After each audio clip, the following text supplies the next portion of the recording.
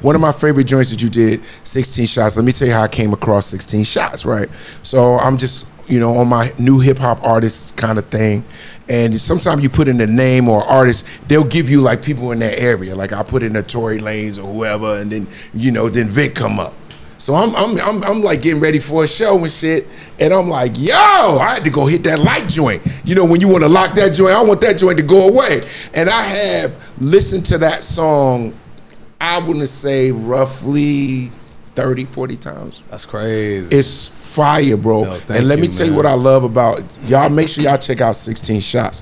What's dope about it is the production, but it's what you're saying and how you're saying it. Yeah, and it's very real, it's raw, and it reminds me of Pac in a way, because Pac would always take a situation and make that whole situation a song, and you see it in cinema.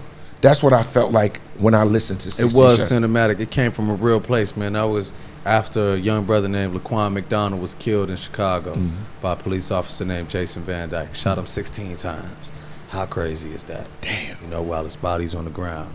And the wildest thing is, like, these things are always 1 degree of separation. One of my closest friends is a kid named P. Lord. So that was his little guy. They both from the West Side. And so I was out, we were uprising, and it's probably when I was like probably 21 or something like that. And so we uprising out in the streets, and the song, I went back to the studio and wrote it the next day, because it was basically everything that happened out there in the streets. So I'm saying they threw a little girl on the pavement, pushed her with a bike and said, "Stay out the way, bitch."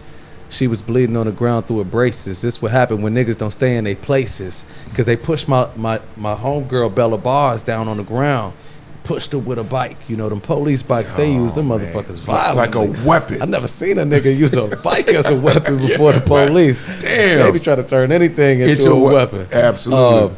And just, just illustrating every step of it, man. And I thought it was just a necessary statement for me at the time, because even as we discussed NWA and Ice Cube, it's like the culture moves in cycles. You know what I'm saying? Correct. You have the Black Panther Party, and then you have the 80s and everybody's partying, drugged out. Then you have the end of the 80s, and NWA is like, okay, no, for real, they still killing us over here. Fuck the police. Let's wake up. Then things come back around. You got the 2000s and 90s, we partying again.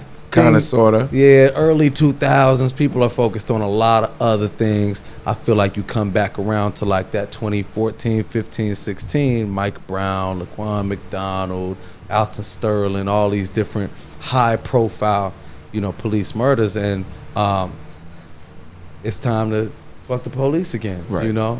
But I think ultimately it's just like being real with the music. So that's why in this album, Victor album, 915, like my stories, although it's not the same story about uprising against the police in verbatim, it's like the story comes from the same place. The story is fueled by what's really happening in the streets of Chicago. It's just I have a different perspective on it now, and I probably won't be, marching and like physically fighting with the police the way I was when I was 21 or 22, because I got a different perspective on that now. Even the way I don't even like to allow anybody to have the power to upset me that much. Right. I had to come to a place with my understanding of police, because I really hated police growing up. Right. You know what I mean? From the way they treated me. Right. And so for a lot of my life, if I would even see the car,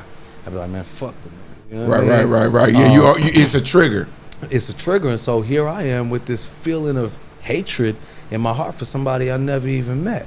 And I had to come to realize, man, that's giving somebody a power over me. Absolutely. I don't want anybody to have the power to just appear, and now my equilibrium is messed up. My peace no longer exists. So the way I'm approaching things in this album is like more of internal power than necessarily fight the power. I'm always going to be revolutionarily minded. I'm always going to be politically active, but my perspective and my approach is more internally powerful than like external.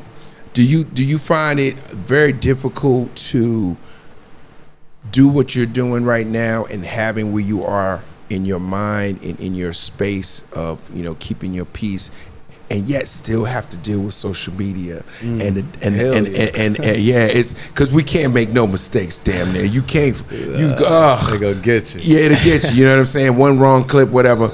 But how do you, or how can you see utilizing what you want to do with it and utilize it to a benefit for you?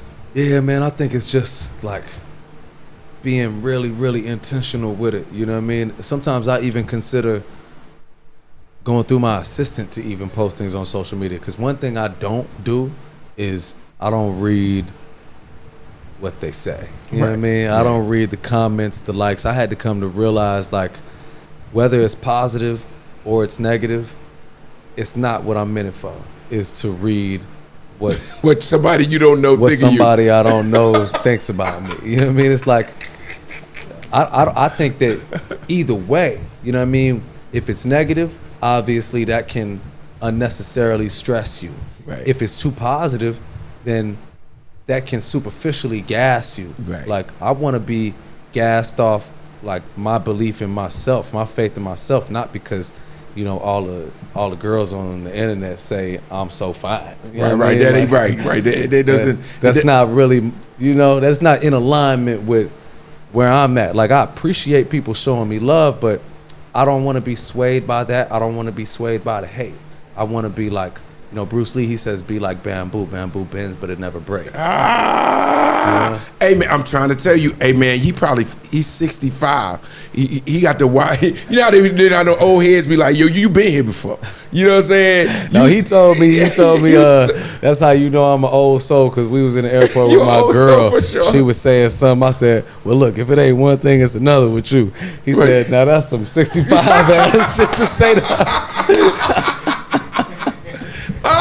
It's true though. It's like you definitely have, you know, you have. Because if I don't carry her bags in the airport, she'd be like, you hate me. So this time I was rolling the bags, and the bag hit the back of her foot, and she like, stop hitting my foot. Right. I'm like, if it ain't one thing, it's another with your ass. You ain't see this bag I'm holding? It's heavy as hell. It's got 95 pair of shoes in this mug.